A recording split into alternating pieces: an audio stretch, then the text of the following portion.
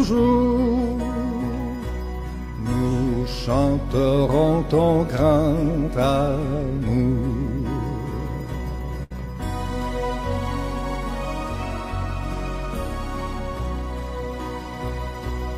Nous chanterons ton grand amour.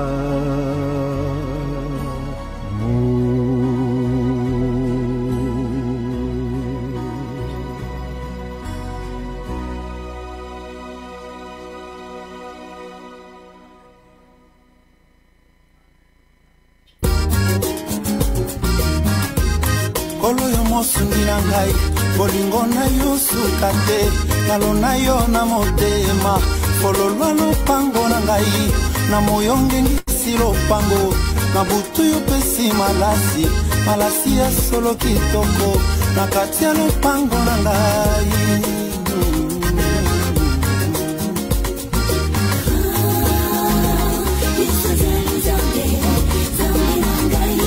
Kolo yo mosungi na ngai, bolingo na yo suka te, talo na yo na motema, fololwa lopango na ngai, na moyo ngengisi lopango, na butu yo pesi malasi, malasi ya solo kitoko, na kati ya lopango na ngai, oh Yesu.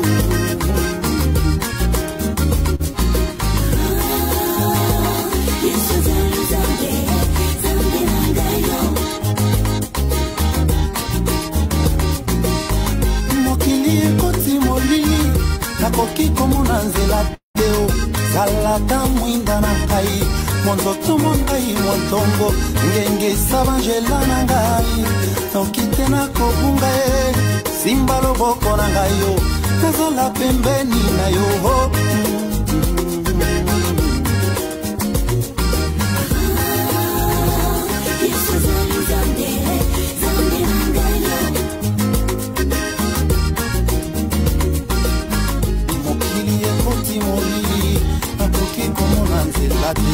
Zalaka mwinda na ngai, nzoto mongai mwatongo, engisa banjela na ngai yo, noki te nakokufa ye, simba loboko na ngai, nazala pembeni na yo, Yesu, Yesu, Yesu.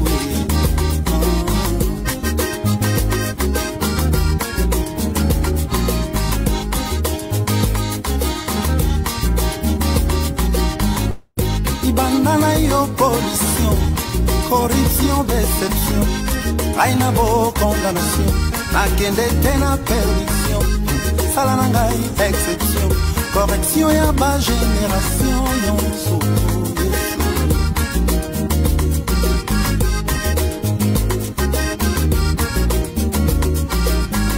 Ibanda na yo pollution, corruption, déception, aina bo condamnation, nakende te na perdition, sala na ngai exception, correction ya ba génération.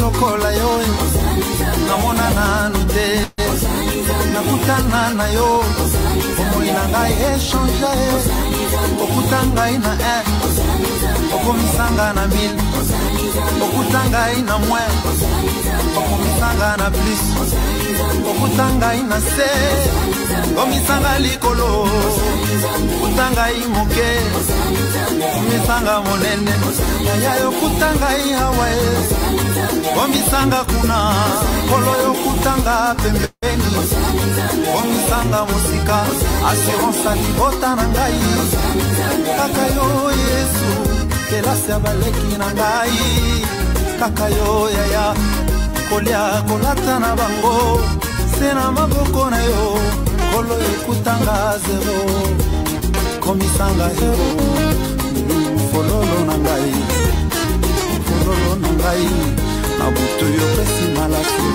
na tongo ngengisi lopango, ngengisi lopango.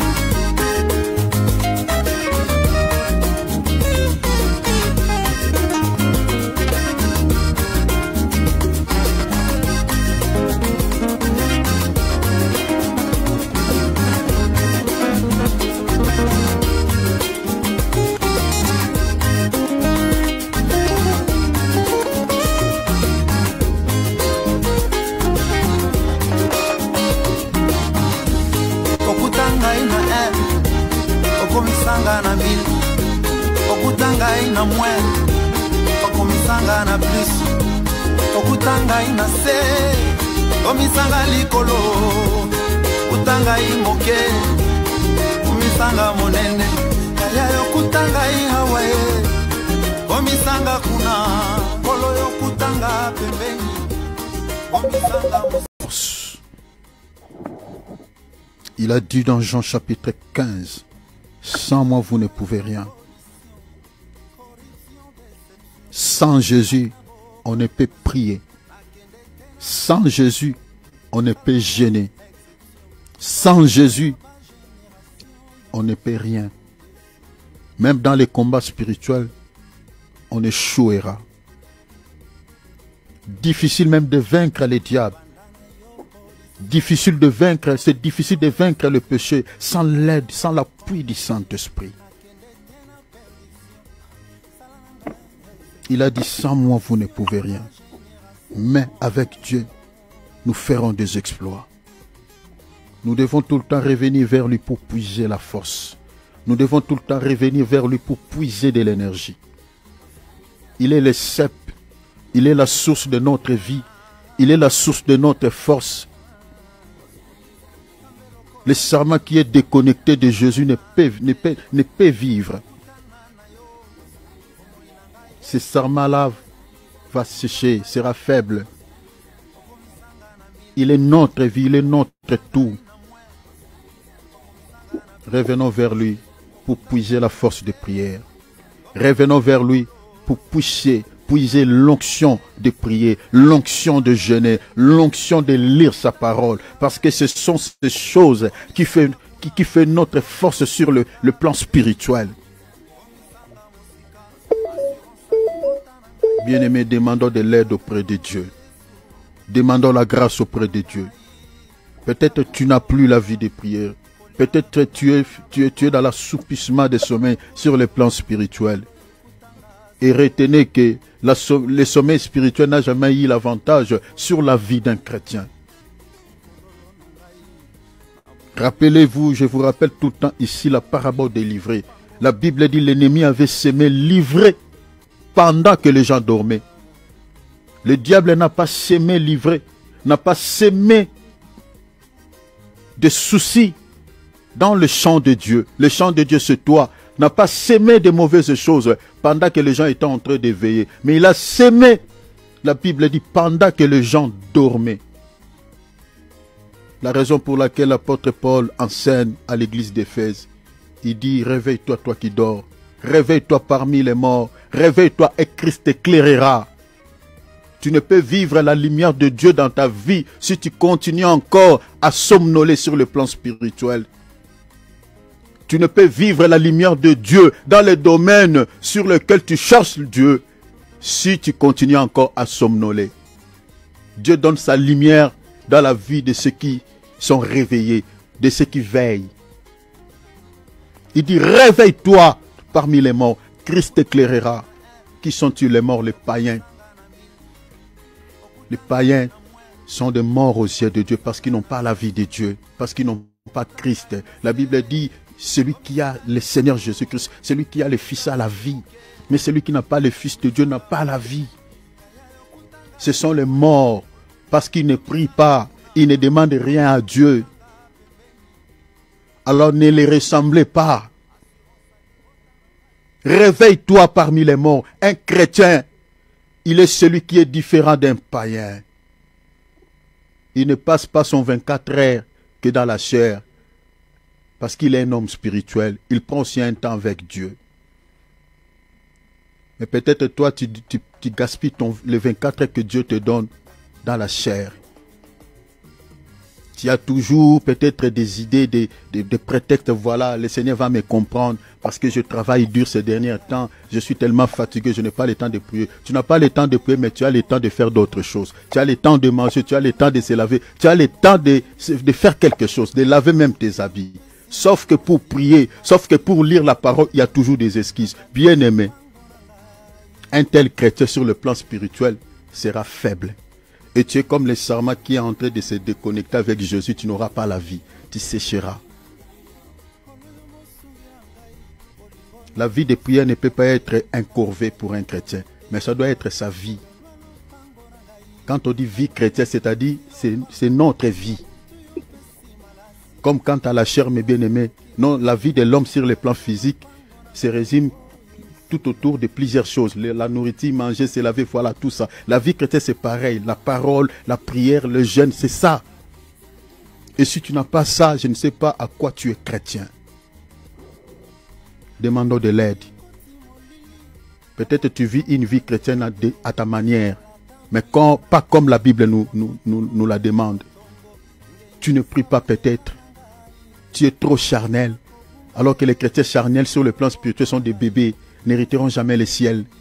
Mais sois un homme fait, sois un chrétien spirituel. Demande l'aide de Dieu. Sois vraiment un chrétien. Demandons l'aide de Dieu. Que le Seigneur puisse t'aider, te soutenir à être un homme spirituel. Avoir un temps de lire la parole. Avoir un temps de consulter Dieu, de jeûner. Ne finis pas ce mois de mars sans faire même un 24 heures de jeûne, même un 6-18. Le Seigneur a besoin de toi. Il a besoin de te révéler des choses, mais sauf que tu les cherches moins. La Bible dit, invoque-moi, je te répondrai. Je t'annoncerai des choses cachées, des choses que tu ne connais pas. Le Seigneur, il a besoin de te révéler des choses qui t'échappent au contrôle, des choses que tu ne connais pas. Mais il a besoin que tu te rapproches. Il dit, rapproche-toi de moi et je m'approcherai de vous. Il peut sauver parfaitement ceux qui s'approchent de lui par la prière. Prions tous ensemble, demandons l'aide de Dieu. Que le Seigneur te donne la force de chercher sa face, de méditer sa parole. Prions au nom de Jésus.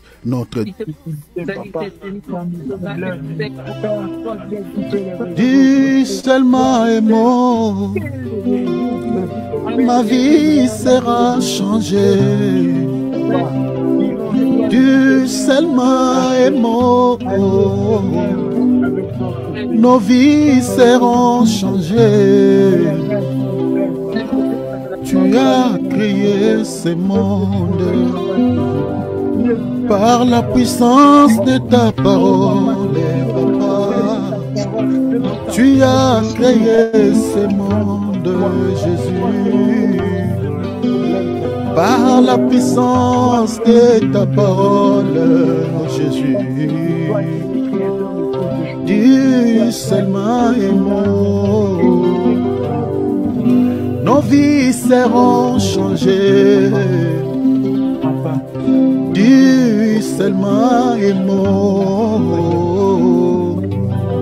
nos vies seront changées. Dis seulement un mot, nos vies seront changées.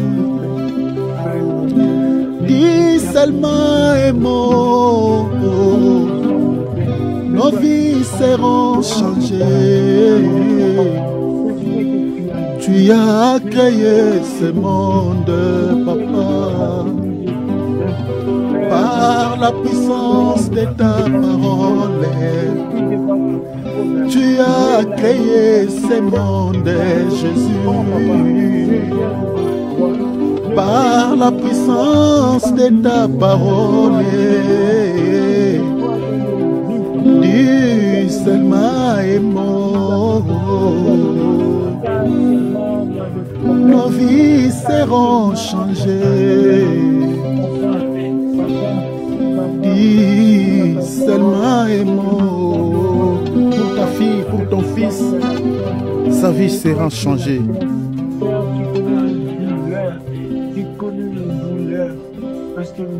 Au nom de Jésus-Christ, au nom de Jésus, au nom merveilleux de Jésus, au nom précieux de Jésus, libère une parole.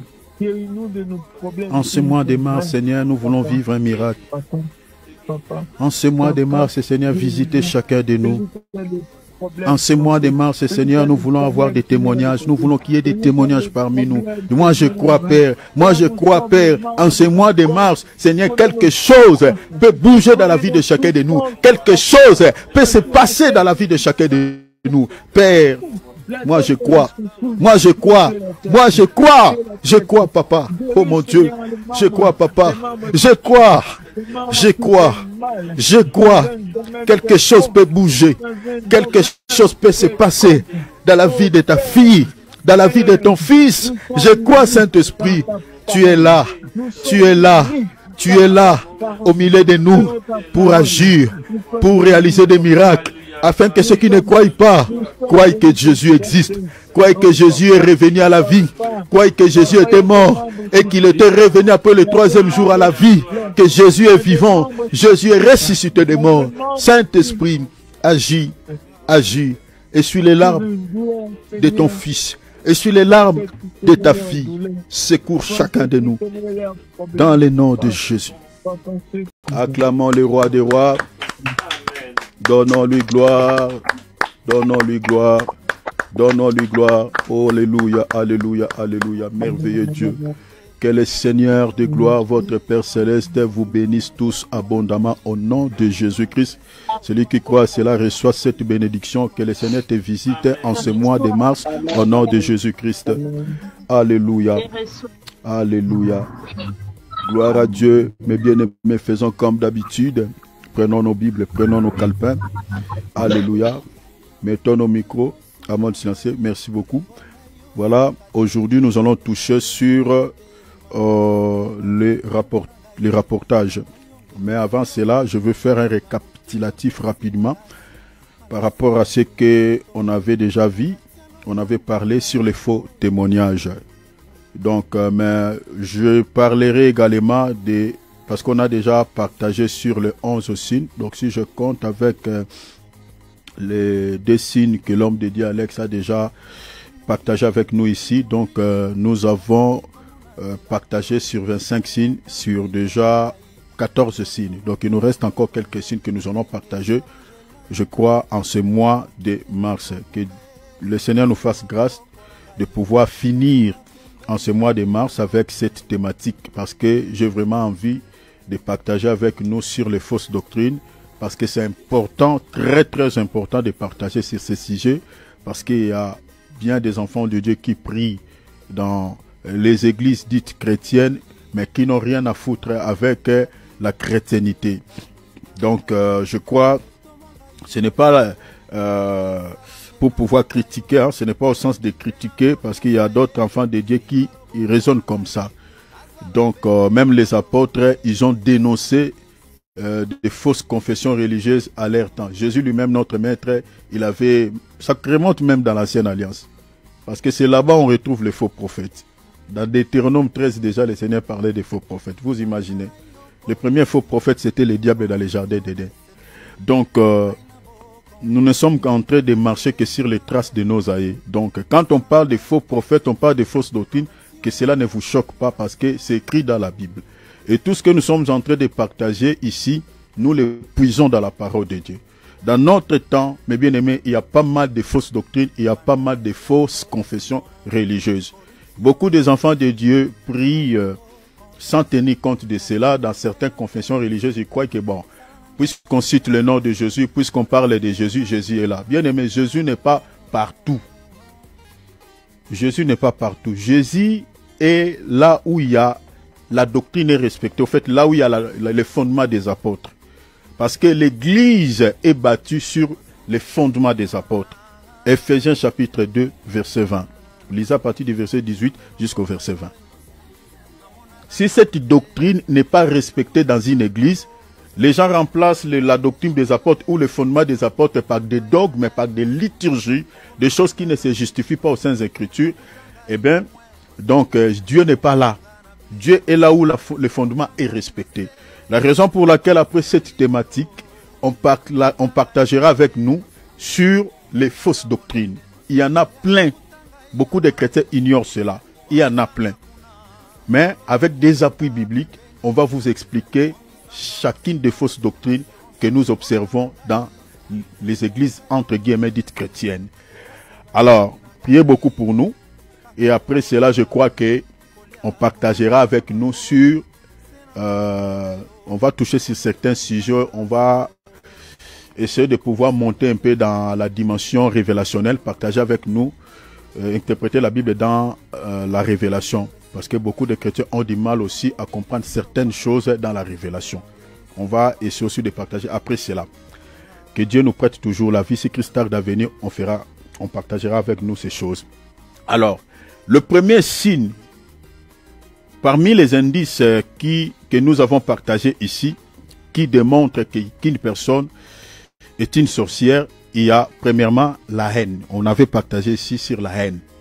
La haine dont on avait parlé ici est différente de la haine qu'un enfant peut ressentir contre son frère ou une femme peut ressentir contre son mari. Vous voyez, on avait expliqué cela à long et à large. Regardez seulement les vidéos qu'on avait fait ici. On avait dit que la haine, en tant que signe distinctif d'une personne sorcière, c'est une haine persistante, c'est une haine éternelle, une haine violente. On avait expliqué cette haine ici à long et à large. Comment tu peux, parce que c'est une haine des fois, il y a certains sorciers qui cachent cette haine. Physiquement comme ça, il est gentil envers toi, mais dans son cœur, il te déteste, il t'aime pas. Il attend seulement un moment propice et donc une meilleure occasion pour pouvoir te lancer un coup et puis il partira. Je vous avais donné pas mal de signes ici. Donc moi, votre frère qui vous parle, je suis victime de ce genre de personnes. Donc vous êtes bien, il n'y a rien, tout ça, et puis un jour il te lance, il te donne un vrai coup. Donc et puis tu pleures quoi. Donc voilà. Donc cette haine, donc j'avais dit que surtout si une personne te montre ouvertement qu'il ne t'aime pas, bien aimé, tu n'as pas à forcer cet amour. Tu n'as pas besoin de forcer cet amour. Il faut créer la distance. Parce que la haine peut aller jusqu'au meurtre. Regardez même dans la Bible, la haine est liée au meurtre. La Bible dit, c'est dans 1 Jean, je crois, chapitre 3. La Bible dit, celui qui et son frère étaient meurtriers. Vous voyez? De la haine peut aller jusqu'à l'empoisonnement, peut aller jusqu'au meurtre. Donc quand tu vois surtout une personne qui te montre ouvertement qu'il t'aime pas, qu'il te déteste, bien aimé, il faut créer la distance avec une telle personne. Il faut créer la distance. Surtout si tu te poses des questions, tu te demandes parce que qu'est-ce que je lui ai fait? Est-ce que j'ai volé son truc? Est-ce que tout ça? Mais la personne ne t'aime pas. Bien aimé, il faut créer la distance. On avait dit que la haine fait partie des signes distinctifs qui caractérisent une personne qui a la sorcellerie. Donc, ce n'est pas un seul signe qu'on avait dit que quand tu vois seulement la haine, tu dis que bon, il est sorcier. Non, il faut normalement, parmi ces 25 signes, si tu vois plus de 5 signes chez quelqu'un, en tout cas, bien aimé, il y a 95% de chances qu'il soit sorcier. On avait partagé aussi sur le manque du pardon. Le manque du pardon, on avait dit que les sorciers ne pardonnent pas. Les sorciers ne pardonnent pas. Ils peuvent faire semblant de te pardonner, mais ils gardent le rancœur. Ils gardent la rancune dans les cœurs, ils te ruminent. Vous voyez, ils te ruminent. Ils ont souvent l'esprit de vengeance.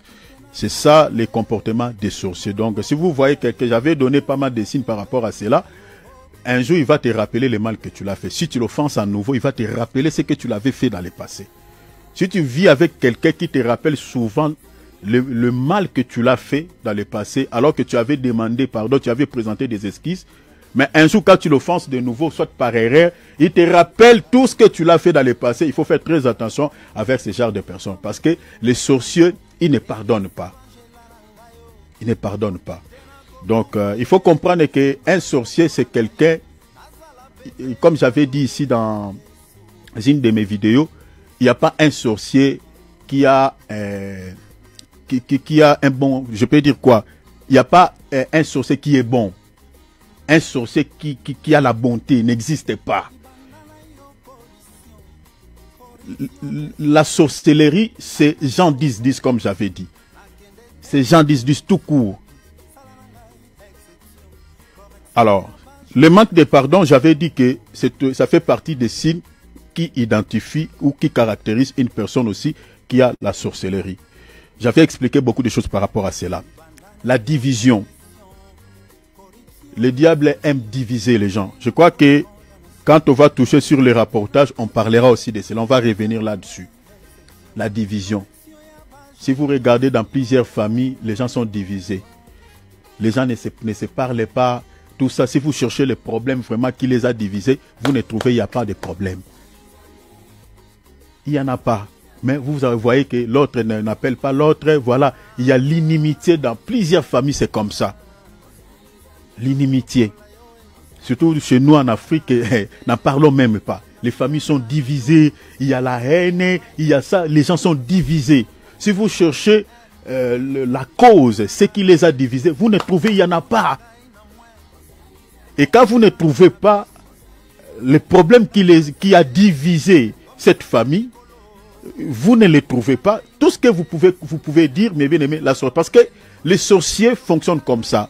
Parce que l'amour est de Dieu, l'unité est de Dieu. Là où l'amour règne, là où les gens sont unis, les démons qui travaillent à connivence avec des sorciers n'opèrent pas. Donc pour que ces esprits-là travaillent avec eux, il faut qu'il y ait des divisions, qu'il y ait des conflits. La raison pour laquelle vous remarquerez dans plusieurs familles, les gens sont divisés comme ça, sans qu'il y ait un problème. Vous voyez que l'autre regarde quelqu'un comme un chien, voilà, avec un air qui n'est pas bon. Il y a toujours des tempéraments qui ne sont pas bons. Donc il y a pas mal de problèmes. Dans plusieurs familles sont comme ça. Même que chez les Blancs ici, j'ai trouvé pas mal de problèmes comme ça. Et c'est ça ce qui approuve suffisamment que dans nos familles, nous avons des gens qui travaillent qui sont dans la sorcellerie, qui travaillent pour le royaume des mondes des ténèbres. La division, c'est aussi l'œuvre de la sorcellerie. Parce que le diable divise pour régner. Là où il y a la division, le diable règne. Vous voyez, les sorciers règnent, ils travaillent. Alors, l'inimitié, la division, l'amertume. Comme j'ai dit ici, l'amertume est née par manque de pardon. La raison pour laquelle vous voyez que les sorciers ne pardonnent pas. Ils ne pardonnent pas pourquoi? Parce que ils aiment manifester le fruit de la chair. Ils aiment manifester le fruit de la chair. Les sorciers vivent dans l'amertume. Ils ruminent les gens. Ils ruminent les gens. Et l'amertume donne naissance au 6e signe qu'on avait partagé ici, à la vengeance.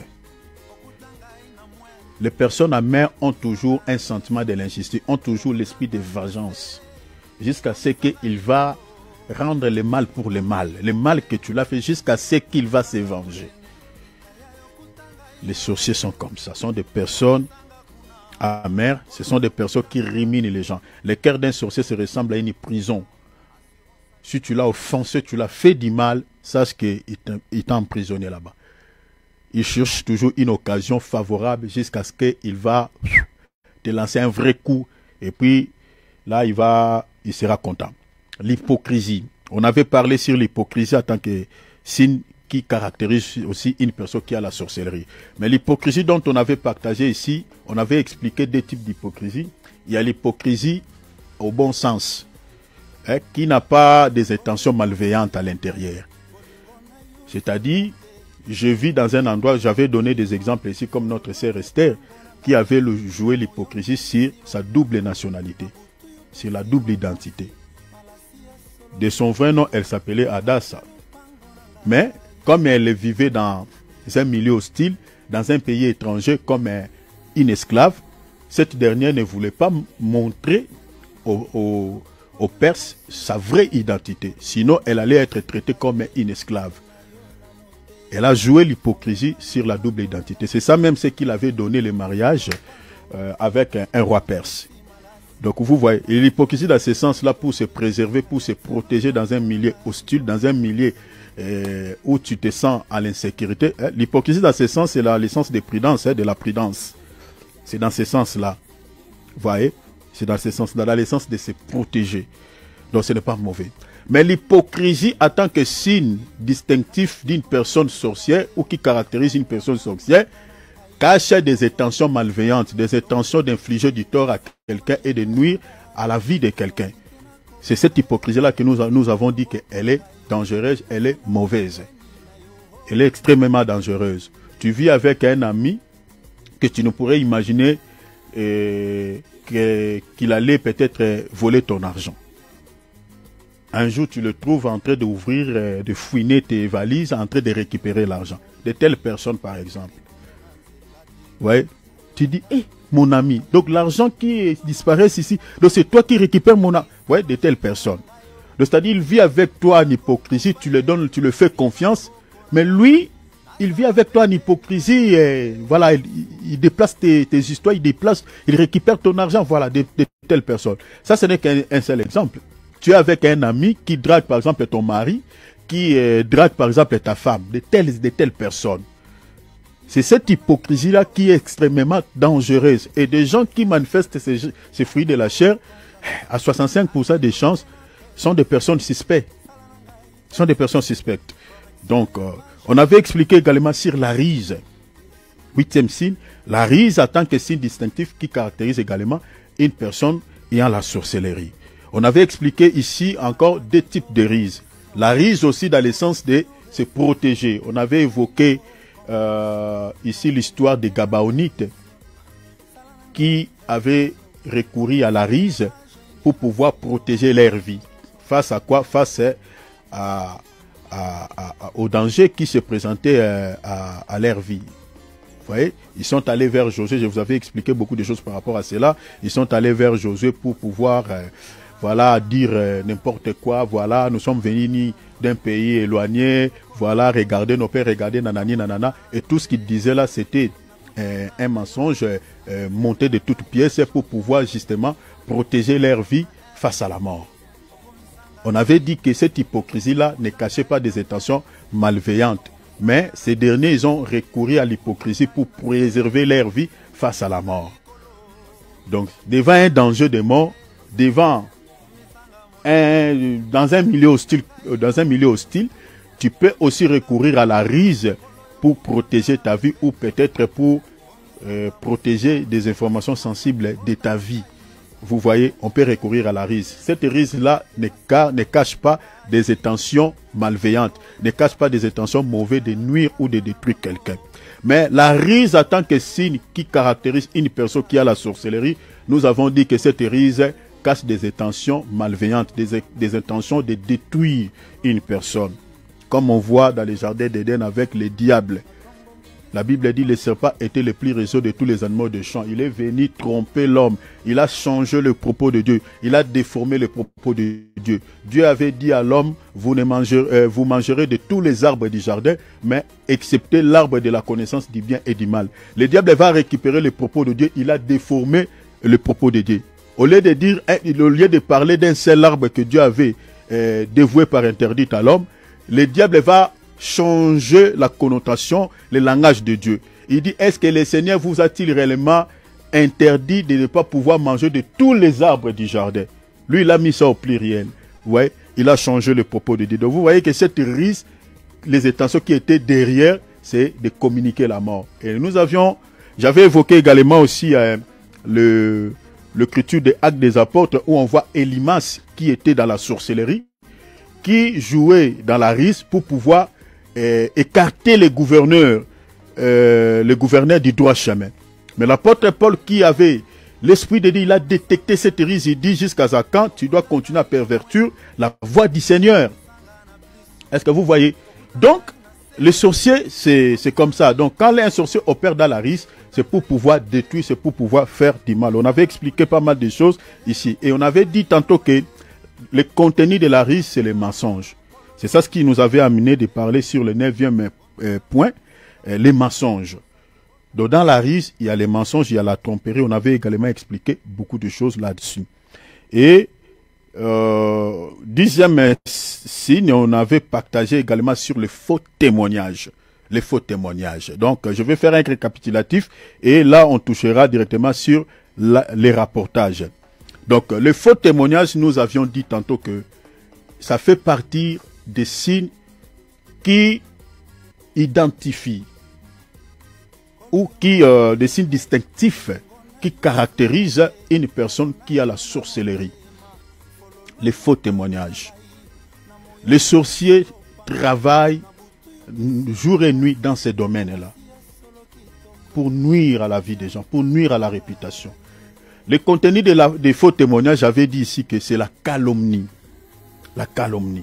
C'est ça le contenu du faux témoignage. Pour ceux qui ne savent pas, la calomnie, elle fait référence à une accusation fausse ou de diffuser des propos mensongers sur une personne dans le but de nuire à sa réputation ou de la discréditer.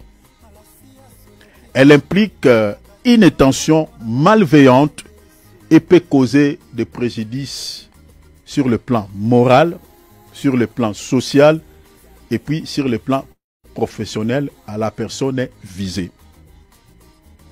Donc vous voyez déjà, ce fruit de la chair, il est extrêmement dangereux. Donc, quand quelqu'un porte le faux témoignage ou des fausses accusations sur quelqu'un, l'objectif, c'est tout ce qu'on vient de lire là. C'est de pouvoir nuire à la vie de cette personne. Et les fausses accusations, ça peut affecter la vie d'une personne sur le plan moral. Ça peut causer du tort à la vie d'une personne sur le plan moral. Prenons par exemple, vous êtes en train d'insulter quelqu'un sur des choses qui ne se trouvent pas dans sa vie. Vous êtes en train d'insulter quelqu'un matin, midi, soir, ou humilier quelqu'un sur les réseaux sociaux, surtout sur TikTok, vous trouverez pas mal de choses comme ça. Vous êtes en train d'insulter quelqu'un matin, midi, soir. Sur le plan moral, cette personne-là aura quoi? Aura des stress. Elle sera stressée comme pas possible. Et vous savez que le stress crée pas mal de soucis dans le corps, dans la vie d'une personne. Le stress peut changer les fréquences cardiaques d'une personne. Le stress peut créer des problèmes de santé comme tension, comme estomac, comme beaucoup de choses. Vous voyez? Et tout ça, la calomnie. Sur le plan social, la personne peut être rejetée, abandonnée par des gens. Surtout si vous portez des accusations fausses, que voilà, il est ceci, ou elle est ceci.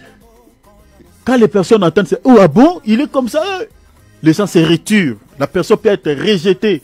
Il y a beaucoup de gens qui sont rejetés dans la vie comme ça, parce qu'on avait porté sur lui des accusations fausses. Et la personne est abandonnée.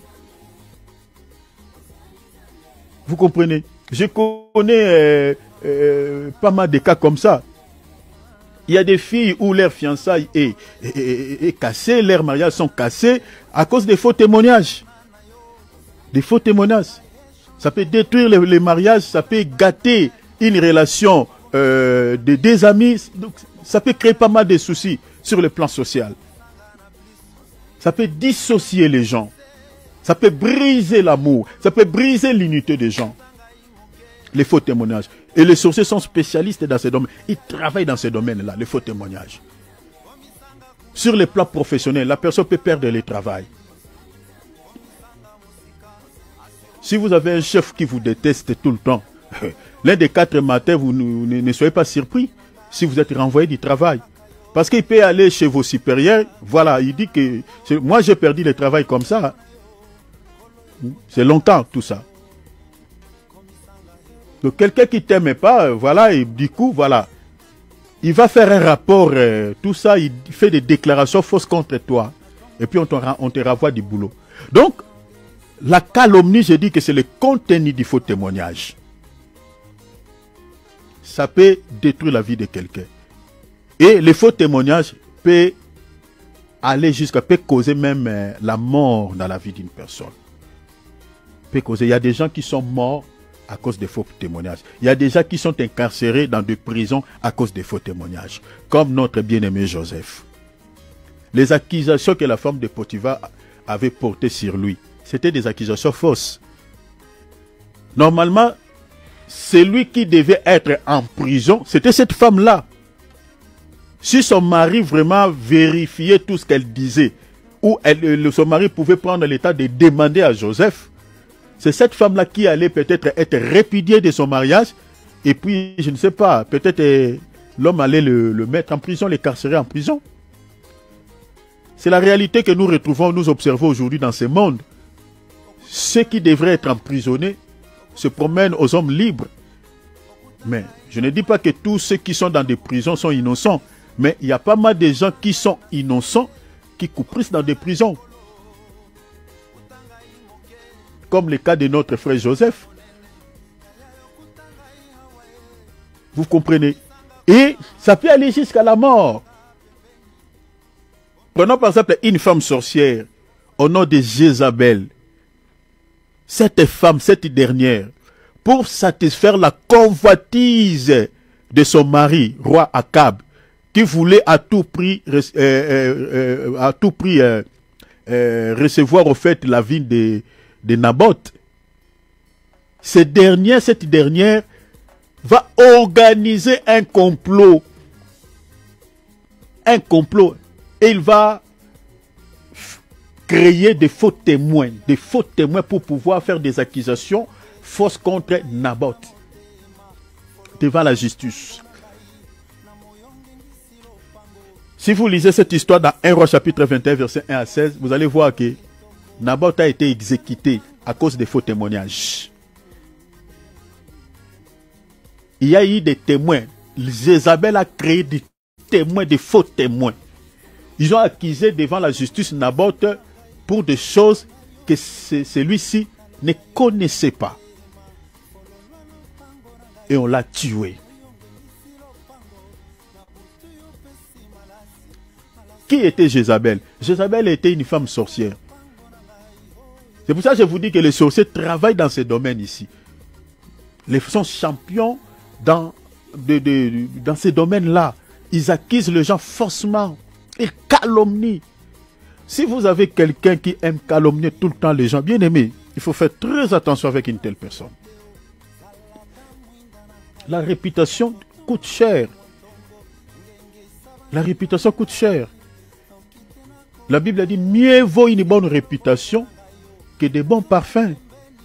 L'odeur de la réputation demeure. Même si tu décèdes aujourd'hui, ta réputation restera. Judas Iscariote qui avait trahi le Seigneur. Il y a plus de 2000 ans, ce monsieur est mort.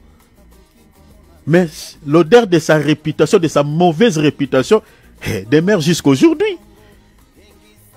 Je ne sais pas s'il y a un parent chrétien qui peut avoir le sentiment, qui peut souhaiter de donner à son fils le nom de Judas Iscariote. Et je ne pense pas. Pourquoi? Parce que tout le monde sait qui est Judas. Qui est Judas Iscariote? La réputation coûte cher. C'est pour cela il faut regarder. Ici, je parle des sorciers qui accusent faussement tout le temps les gens. Mais toi aussi, mon frère, toi aussi, ma soeur, il faut aussi regarder les actes que tu poses. Quel est le témoignage par rapport à tes actions, par rapport à ton comportement dans les milieux où tu vis? Quel est le témoignage que tu laisses derrière toi? Parce qu'il y a certaines personnes qui prennent plaisir, il fait des mauvaises choses, et voilà, il pose des actes qui dérangent les gens, qui indisposent les gens, et il se tape des leaks. Voilà, il se tape des leaks, et voilà, il prend plaisir. Mais attends, Dieu avait dit à l'Israël, il dit, l'Israël, le péché que tu es en train de faire là, t'atteindra. Je crois dans Nombre 23. Ton péché t'atteindra. Attention, donc chacun de nous doit examiner sa vie. Les témoignages que tu laisses dans les milieux où tu vis, tu te comportes comment? Parce que l'exact que tu poses, les témoignages est dedans. Ta réputation est dedans. Un jour, cela peut causer, peut nuire à ta vie, peut voilà, créer des soucis à ta vie. Parce que dans le monde auquel nous vivons, on ne sait pas qui va t'aider. Qui va peut-être te connecter à une relation qui peut te bénir. On ne sait jamais. Si tu as un mauvais témoignage, attention, ça peut jouer sur ta vie dans le futur. Jézabel a tué un innocent. Il a produit des faux témoins pour que cette personne Naboth soit tuée. Regardez qui était Jézabel. Jézabel était une femme sorcière. Si vous lisez dans 2 Rois, chapitre 9, verset 22. Elle était une femme sorcière. Donc les sorciers travaillent dans ce domaine-là. Et si vous lisez plusieurs passages dans la Bible, vous allez voir qu'il y a plusieurs personnes qui sont mortes à cause des faux témoignages. Commençant par notre Seigneur et Sauveur Jésus-Christ. Jésus était mis à mort à cause d'un faux témoignage.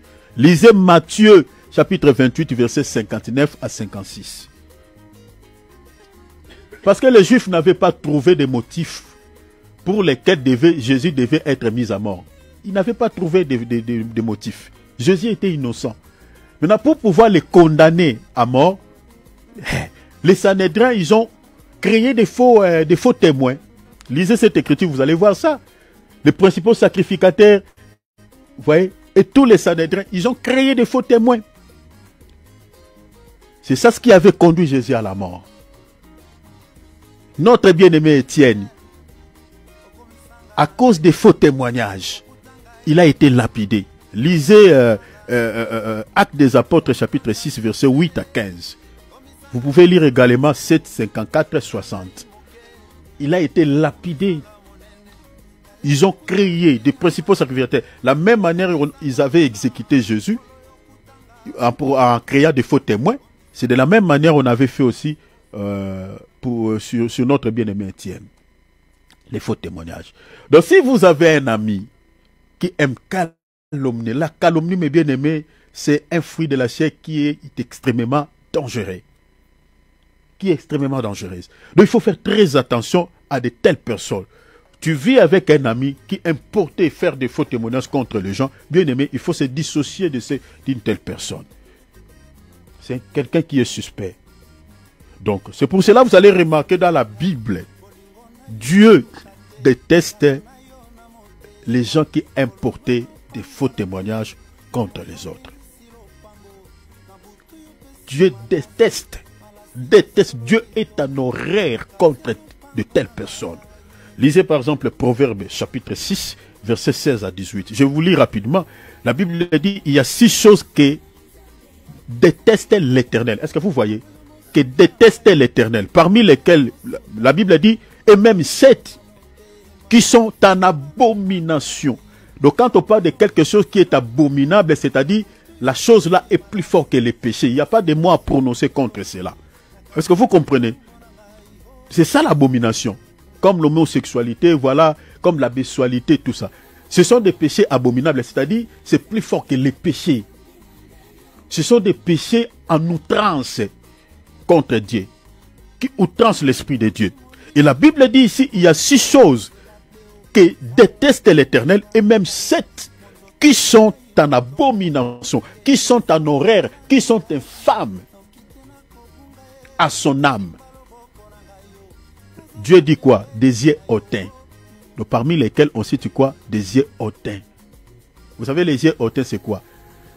Les yeux hautains, c'est-à-dire des gens qui regardent les autres personnes, les gens qui aiment regarder les autres avec un œil mépris. Vous voyez, avec un œil mépris. Qui méprisent les autres, qui ont un regard de mépris envers les autres.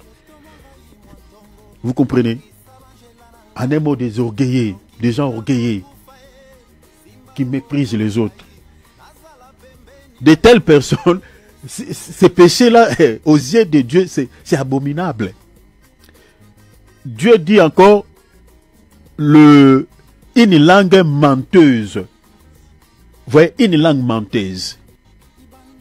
Vous voyez, toi qui aimes mentir, qui aime les mensonges, mon frère, ma soeur, les mensonges, elles font partie des péchés abominables, si tu ne le sais pas. Voilà l'écriture. C'est plus fort. Pourquoi? Parce que le père du mensonge, c'est le diable. Bien aimé, il faut apprendre à dire la vérité. La raison pour laquelle beaucoup de chrétiens échouent dans les combats spirituels, parce qu'ils n'ont pas la ceinture. La ceinture, c'est la vérité. C'est une arme de protection. Un chrétien qui demeure dans les mensonges, dans les combats spirituels, tu échoueras. J'ai dit ici et je ne cesserai de le reprendre. Bien aimé, on peut se voiler la face devant les hommes. Mais devant les esprits, on ne peut pas se cacher. Les esprits connaissent nos identités, telles que nous sommes là. Les démons connaissent de qui tu es. Ils connaissent ton identité. Si tu es enfant de Dieu ou tu ne l'es pas. Rappelez-vous de cette fils de Séva. Ils ont voulu chasser un esprit dans le corps de quelqu'un. Les esprits les ont dit, nous connaissons Paul, nous connaissons Jésus que vous citez les noms là. Vous, qui êtes-vous? Donc les esprits connaissaient l'identité de Paul, connaissaient l'identité de Jésus. Mais les esprits là ignoraient leurs identités. Donc ces gens-là étaient dans les péchés. Ne pouvaient pas les chasser. Regardons aujourd'hui dans nos assemblées. Les gens viennent avec l'air des morts et tout avec l'air des morts. Dans nos églises, il n'y a pas la puissance. Bien aimé, vous savez, quand je regarde nos églises aujourd'hui, nos assemblées aujourd'hui, ça m'étonne. Hein? Moi, votre frère, quand nous nous sommes convertis, en 1997, chers enfants de Dieu, il y avait la puissance de Dieu dans les églises. L'onction, il y avait toujours des surprises agréables. Il y avait l'onction, la puissance, il y avait des délivrances pendant les cultes.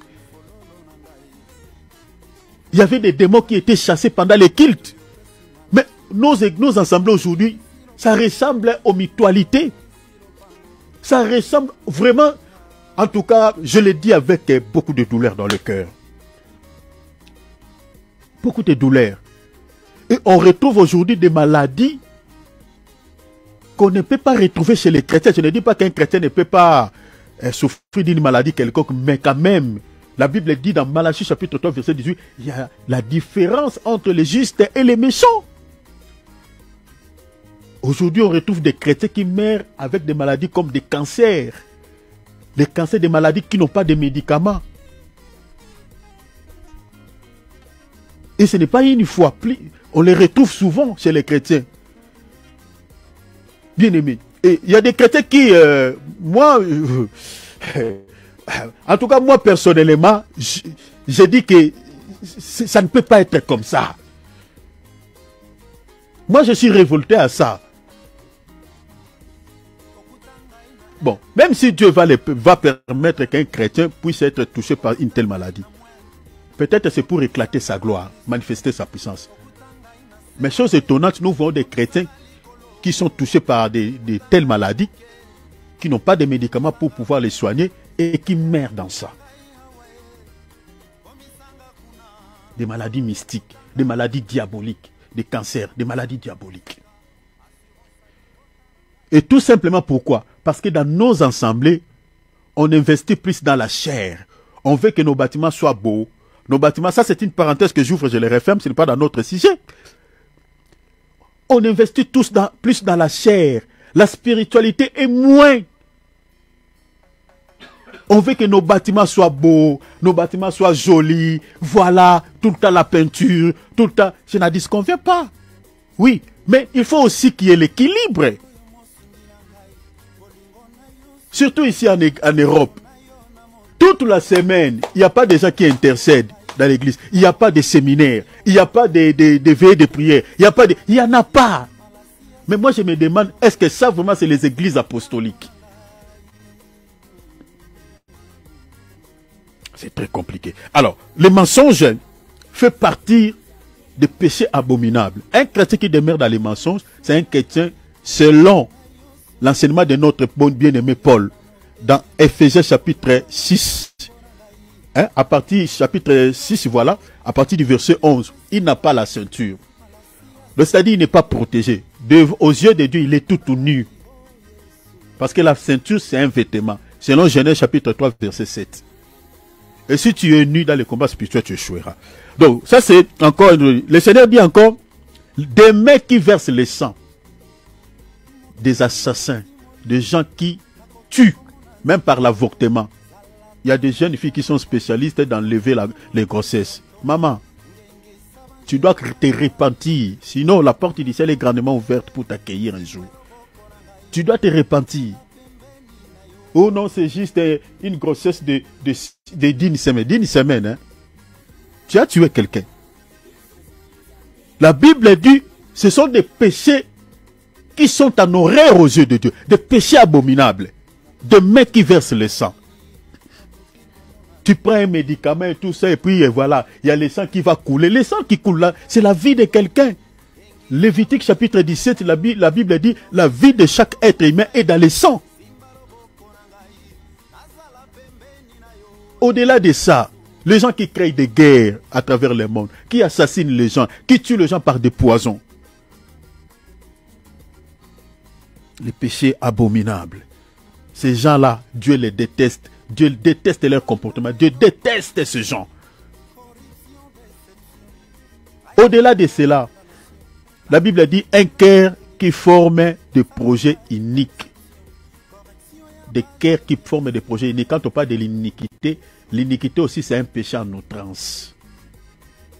Je vous avais parlé de l'iniquité ici. C'est un péché aussi plus fort. Dans les cœurs, tu as des intentions malveillantes. Tu veux infliger du tort à quelqu'un qui t'a rien fait. Les regards que Dieu te regarde. Donc tu es quelqu'un que Dieu déteste comme pas possible. Bien aimé, un chrétien ne peut pas avoir un mauvais cœur. Un chrétien ne peut pas... Moi aujourd'hui ça m'étonne. Vous voyez quelqu'un, un chrétien, mais qui déteste les autres. Un chrétien ne peut pas avoir un mauvais cœur. Des pieds qui hâtent à courir au mal. Tu es enfant de Dieu, mais des fois tu te retrouves dans des hôtels. Des fois tu te retrouves dans des chemins où on retrouve des païens. Un chrétien qui vend la drogue, un chrétien qui peut aller dans un hôtel, un chrétien qui peut aller boire un peu l'apéro dans un bar. Eh!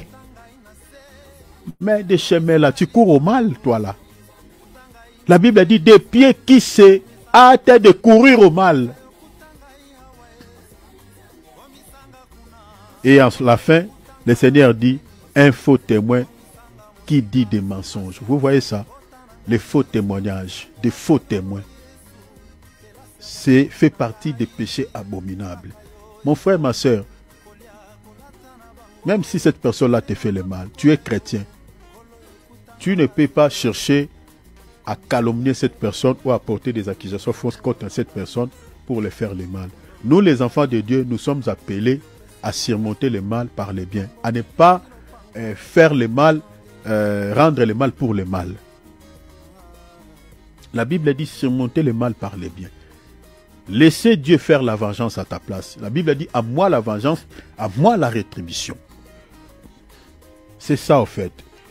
Mais maintenant, la sentence que Dieu réserve aux personnes ayant une nature maléfique, c'est de Satan, qui importait des faux témoignages contre les gens, et l'enfer.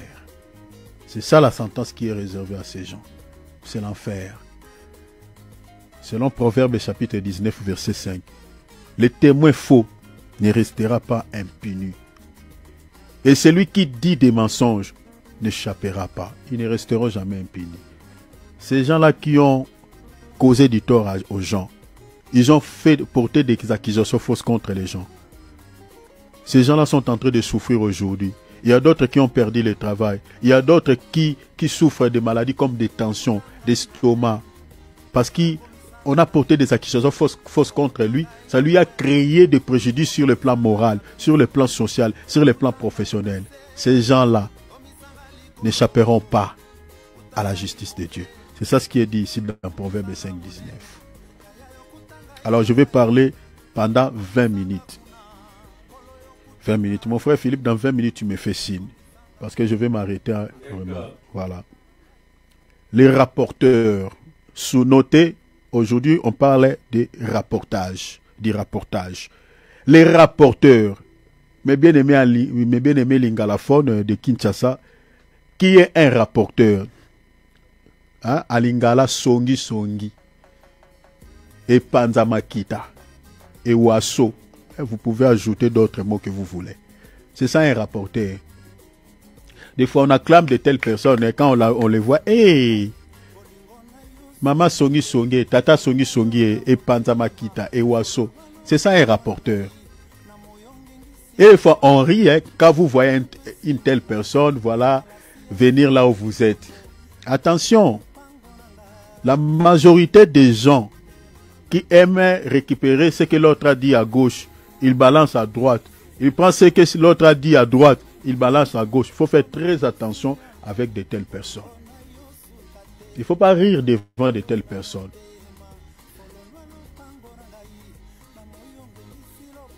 Cette dame-là que vous appelez Maman Songi, ce papa-là que vous appelez Songi et Panzamakita. Il faut faire très attention avec de telles personnes. Il ne faut pas rire devant ces gens, devant de telles personnes. Je vais faire, je vais parler du rapportage, sur le rapportage en tant que signe, signe distinctif qui caractérise une personne qui a la sorcellerie, mais je vais faire une petite nuance. pour ôter quelques ambiguïtés dans l'esprit des enfants de Dieu. Parce que certaines personnes, il faut comprendre qu'elles rapportent des choses vraies pour sauver peut-être la vie de quelqu'un. Il y a certaines personnes, je parle de certaines personnes où une personne peut rapporter une information peut-être qui est vraie dans l'intention de sauver peut-être la vie d'une personne. Bien que les rapportages de manière générale a une connotation péjorative, de manière générale, mais il y a une petite nuance, je parle d'une petite nuance, que les rapportages peuvent être aussi dans les bons sens. Il faut comprendre ces mouvements que nous sommes en train, ces nuances que nous sommes en train de faire là. Je donne un exemple. Je vois mon ami que j'aime beaucoup. Mon ami que j'aime beaucoup. Je vois sa femme, par exemple, avec un autre homme en train de pénétrer dans un hôtel. Vous comprenez? Et quand j'ai vérifié, c'est, voilà, un partenaire qui vit avec elle en dehors de son mari, en dehors de mon ami. Et quand je vois une telle chose, qu'est-ce que je peux faire? Moi, personnellement, en tout cas, je vais aller raconter à mon ami. Je dois dire, en tout cas, je parlerai avec sagesse, mais je dois lui dire que tu dois ouvrir grandement tes yeux à ta femme là. Tu dois prier, tout ça. Parce que celui qui est sage, je ne dirai pas vraiment peut-être tous les détails par la sagesse, mais je dois quand même lui dire, rapporter cela. Que ta femme là, il faut faire très attention. Prie Dieu et le Seigneur peut-être te parlera par rapport à ta femme là. Elle n'est pas fidèle à toi. Je parle de la femme, mais ça peut être aussi un homme qui trompe également sa femme. Je vois peut-être ma fille dans la foi et je vois son mari peut-être qui la trompe avec d'autres partenaires. Pour sauver la vie de ma fille, je dois quand même l'avertir. Je dois quand même rapporter. Attention avec ton mari là, tu dois beaucoup prier. C'est quelqu'un qui n'est pas fidèle à toi. Tu dois faire attention, prie Dieu. Je dois chercher comment est-ce que je vais lui rapporter cela. Dans ce sens-là, pourquoi je le fais? Je le fais dans le cadre peut-être de sauver la vie de cette personne-là, parce qu'il y a pas mal de maladies aujourd'hui. Je connais un homme, un soi-disant chrétien, qui était un chanteur reconnu en RDC, mais qui était infidèle envers sa femme. Et un jour, le monsieur va attraper le sida et il a communiqué le sida avec sa femme légitime. Au moment où nous sommes en train de parler, le monsieur était mort, décédé avant sa femme et la femme l'avait suivi après. Les enfants sont restés des orphelins. Vous voyez? Un homme qui trompe sa femme ou une femme qui trompe son mari, le danger c'est quoi? Le danger c'est la maladie. Parce que dans les mariages, l'homme ne va pas utiliser peut-être la chaussette. Les chaussettes, je ne sais pas, ces machins-là. Il va aller comme ça, les pieds nus. Donc la femme est vulnérable, ou l'homme est vulnérable d'être contaminé de manière, par des maladies sexuellement transmissibles. Maintenant, pour sauver cet homme ou cette femme, il faut qu'il soit ou qu'elle soit au courant. Vous comprenez? Donc, les rapporteurs dans ce contexte ici n'est pas vraiment au sens péjoratif. Il n'y a pas des intentions malveillantes à l'intérieur. Je peux donner un autre exemple. Tu vis avec quelqu'un que tu fais confiance, un ami que tu fais confiance. Mais de ton absence, moi je le vois voler par exemple ton argent. Quand tu reviendras, je dois te parler, je dois rapporter cela. Que attention, parce que tu vis avec quelqu'un qui est voleur. Je le vis en train de voler ton argent, tout ça. Je le vis moi-même. Je dois rapporter cela. Dans ce contexte, le rapportage n'est pas vraiment péjoratif. C'est pour ça que j'ai nuancé. C'est pas vraiment péjoratif. Mais, de manière, je peux parler, je peux aller même plus loin. Les rapportages, il y a certaines personnes rapportent des choses, je peux dire, prenons par exemple, je parle par exemple, certaines personnes agissent par défaut de père. Certains par naïveté, certains par l'influence des autres. Peut aussi tomber dans ces fruits de la chair. Je donne un exemple, par exemple, une personne par défaut de père, par exemple, une personne que tu héberges chez toi. Parce qu'il y a souvent des femmes peut-être ou des hommes qui menacent certaines personnes qui l'hébergent. Ok, la personne est là et chaque fois la personne doit lui dire peut-être ce que son mari fait de son absence ou ce que sa femme fait ou ce qui se passe, doit toujours lui dire. Donc la personne, par la peur d'être chassée par exemple de la maison, il rapporte tout. Comprenez? Et cette personne, il est rapporteur, mais lui n'a pas des intentions malveillantes de nuire à quelqu'un. Mais c'est par la peur. Parce qu'il est peut-être menacé. Il est peut-être influencé par quelqu'un qui lui dit, tu dois me dire chaque fois. Vous voyez? Les enfants, par la naïveté, on utilise aussi des enfants comme ça. Certains enfants. Hein? Vous pouvez lire par exemple Proverbes chapitre 14, verset 15. Vous pouvez lire Jean chapitre 9, verset 22. Ce sont des passages comme ça, vous pouvez lire. Donc vous comprenez. Donc, par la naïveté, par défaut de père, la personne aussi peut être rapportée, peut balancer tout, mais c'est par défaut de peur, par défaut de crainte. Mais, comme je viens de dire, de manière générale, les rapportages a une connotation péjorative. Les sorciers sont champions dans ce domaine. La majorité des personnes et à la sorcellerie sont des rapporteurs. Le diable et tout son royaume travaillent jour et nuit dans ce domaine pour accomplir leurs desseins décrits dans l'évangile de Jean chapitre 10 verset 10. Détruire des vies, tuer des vies. Parce qu'un rapporteur qui est un rapporteur, c'est un instigateur. C'est un instigateur. C'est quelqu'un qui peut allumer du feu, mais sans être repéré. C'est ça un rapporteur. Souvent, ce sont des personnes qui agissent dans les secrets. Les gens sont en train de s'entretuer.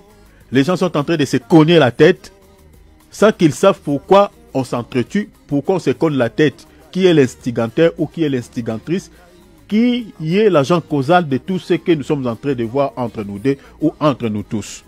Les rapporteurs sont comme ça. Ils agissent souvent de manière sournoise. Les sorciers travaillent jour et nuit dans ce domaine. Alors, un rapporteur, en tant que sorcier, selon la Bible, est une personne malveillante dont la mission est de détruire l'unité en semant le conflit, les disputes, les querelles et la division parmi ceux qui vivent ensemble et sont unis. Comme par exemple les amis, les couples, les familles, les collègues, etc., etc. Je répète, je dis un rapporteur en tant que sorcier ou une personne sorcière, selon la Bible, non selon moi, mais selon la Bible, je vous donnerai l'écriture, est une personne malveillante dont la mission, sa mission c'est quoi? Dont la mission est de détruire l'unité. C'est ça l'objectif d'un rapporteur. Détruire l'unité. Pour ceux qui écrivez, je répète, je dis un rapporteur en tant que sorcier, selon la Bible, selon les Écritures, est une personne malveillante dont la mission est de détruire l'unité en sémant quoi? En sémant 1, les conflits, 2, les disputes, 3, les querelles et 4, la division parmi ceux qui vivent ensemble et sont unis.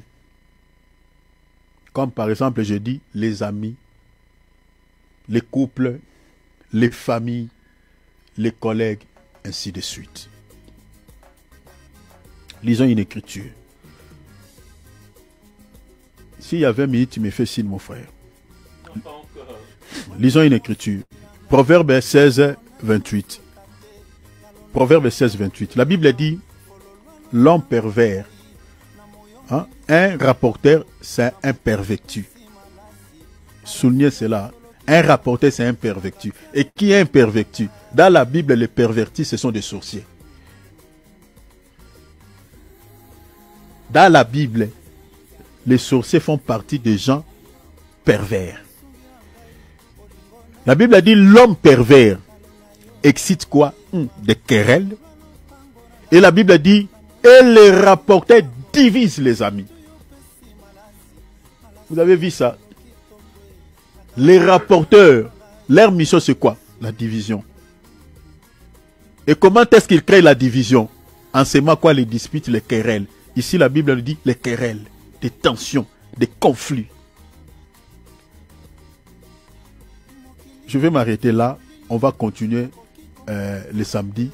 Cher enfant de Dieu, si tu vis avec un ami qui vient tout le temps te raconter ce que peut-être quelqu'un a dit, a parlé au sujet de toi, a dit contre toi. Cher enfant de Dieu, avant de commencer à parler, de commencer à dire n'importe quoi, il faut d'abord vérifier. Il faut d'abord vérifier, même si cela s'avère vrai. Mais ne dis pas le mal de cette personne-là qui a parlé du mal contre toi à la présence de cette personne qui vient te rapporter ce qu'on a dit au sujet de toi. Ne répète pas. Parce que ce que toi tu vas dire dans sa présence, ah, lui il a dit comme ça. Et d'ailleurs lui-même, tu commences à dire, surtout les femmes. Toi tu commences aussi à insulter, à dire n'importe. Et il va enregistrer tout ce que toi tu dis. Quand il sera chez l'autre là, il va répéter tout ce que toi tu as dit. Il y a des gens qui sont spécialistes de créer des conflits entre les amis, de créer des querelles entre les amis, de diviser les gens. Je connais une sœur qui est comme ça. Quand il te demande quelque chose, souvent, ça me fait rire. Souvent, dans son langage, il dit, c'est entre nous. Ne dis à personne, ne parle à personne. Quand tu vois quelqu'un qui te dit comme ça que c'est entre nous, ne dis à personne, il faut faire très attention avec une telle personne. C'est entre nous, ne dis à personne. Et il commence à te raconter ce que l'autre a dit. Ce que quelqu'un a dit contre toi. Cher enfant de Dieu, les sorciers travaillent dans ce domaine et il y a des couples qui sont brisés. Il y a des relations qui sont rompues. Il y a des familles qui sont détruites. À cause de quoi? À cause du rapportage. Des rapportages. Parce qu'il avait dit, l'autre il avait dit ceci, il y avait des tensions. Alors, je vais m'arrêter ici. Donc, je vais faire un effort vraiment de pouvoir m'arrêter parce que j'ai fait des vidéos qui étaient des... Ouais, 3 minutes, là, on va prier. Merci, mon frère, on va prier. Donc, je vais faire vraiment tout pour pouvoir parler un tout petit peu, même si on finit pas. Donc, le samedi, par la grâce de Dieu, on va continuer. Donc on va prier, on va ouvrir nos micros, on va prier. Prie le Seigneur. Donc notre objectif cette année de ne pas être mal accompagné. Chers enfants de Dieu, je l'ai dit et je le reprends, ne sois pas un chrétien sentimental. Nous vous prêchons des choses qu'on a aussi vécues, hein? Qu'on a vécues. On a aussi l'expérience par rapport à cela, par la grâce de Dieu. Ne sois pas un chrétien sentimental. Tu vis avec quelqu'un, tu dois connaître quand même son état d'âme. Tu dois connaître l'identité sur le plan spirituel de la personne avec qui vous partagez la vie ensemble. Parce que les mauvaises compagnies corrompent les bonnes mœurs, déclare la Bible. Si la personne qui t'accompagne dans la vie est une personne sorcière, il va influencer ta vie de manière négative. Il n'y a pas un sorcier qui a un bon cœur. Je le dis et je le répète. Il n'y a pas un sorcier qui a un bon cœur. Il n'y a pas un sorcier qui est bon. N'existe pas. Le cœur d'un sorcier, c'est un cœur qui a toujours des intentions malveillantes, de détruire la vie des gens, de nuire à la vie des autres. Imaginez que quand quelqu'un qui est dans la sorcellerie, un papa qui est dans la sorcellerie, mais il peut sacrifier son fils, il peut sacrifier son enfant. Maintenant, à combien plus forte raison, quelqu'un qui n'est pas, qui est de l'extérieur au fait, qui est un étranger. Vous imaginez? Un papa, une maman qui est dans la sorcellerie, mais il peut sacrifier son fils à Satan. Il peut bloquer le mariage de sa fille, il peut bloquer le mariage de son fils, il peut bloquer les finances de son fils. Surtout la magie noire. C'est la sorcellerie vraiment insensée, quoi. Ceux qui travaillent dans la magie noire sont comme ça. Ils détruisent même leurs propres enfants. Cette année, chers enfants de Dieu, ouvrez grandement tes yeux, enlevez des sentiments charnels, des sentiments inutiles. D'ailleurs, moi, je doute fort qu'un chrétien puisse avoir... ça ne m'arrange pas, hein, un chrétien puisse avoir un ami païen. Moi, vraiment, en tout cas, je ne suis pas pour ça. Oui, tu peux avoir des connaissances, mais amis, mais non. Mais non. Parce qu'un païen, toi tu es chrétien, il est dans les ténèbres, le païen là. Toi tu es dans la lumière. Mais ce païen-là peut être une porte d'entrée pour toi. Le diable, s'il veut t'atteindre, il peut entrer par cet ami païen-là. Même ici, il n'est pas dans la sorcellerie. Tu es chrétien, tu dois avoir des amis chrétiens, des gens qui peuvent t'édifier dans la foi, des gens qui peuvent t'intercéder pour toi si tu traverses des moments difficiles. Mais toi, tu as des amis païens. Si tu as des problèmes qui te dérangent dans la vie, tu n'as pas la paix. Qui peut te soutenir spirituellement? Tu n'as que des amis païens. Tu n'as pas des amis chrétiens. Cette année, refusez d'être mal accompagné. Prie Dieu que le Seigneur puisse te donner des amis chrétiens, déjà convertis, des gens nés de nouveau, pas des religieux. Ouvrons nos micros, demandons l'aide de Dieu.